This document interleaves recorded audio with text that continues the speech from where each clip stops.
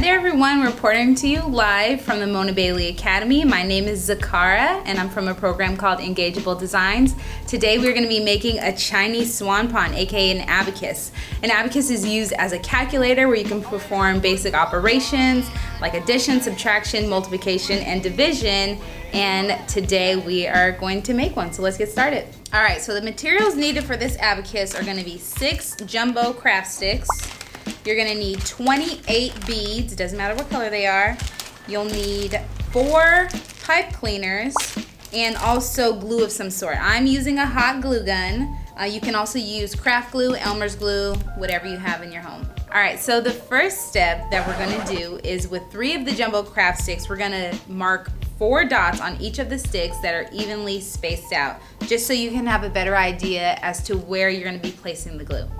All right, so the next step is going to be to take each of your 4 pipe cleaners and to fold them in half as I've done here. So when placing the beads on your pipe cleaner, remember you're supposed to have 7 beads.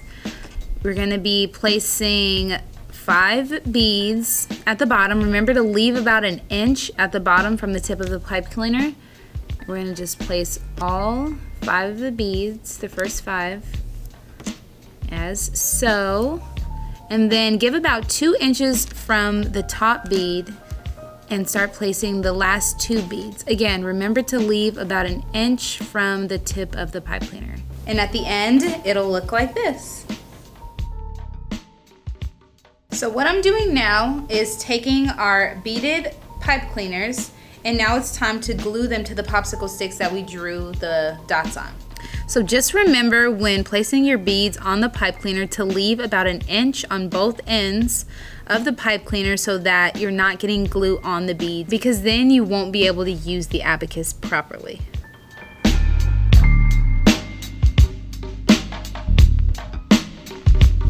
Once you've completed assembling your abacus, this is what it should look like.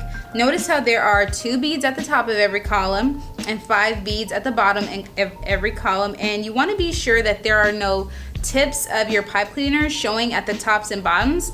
If there are, that means that you will not have enough space to move the beads up and down, which is necessary when using the abacus. All right, now the final step is going to be to write the value of each column on the abacus.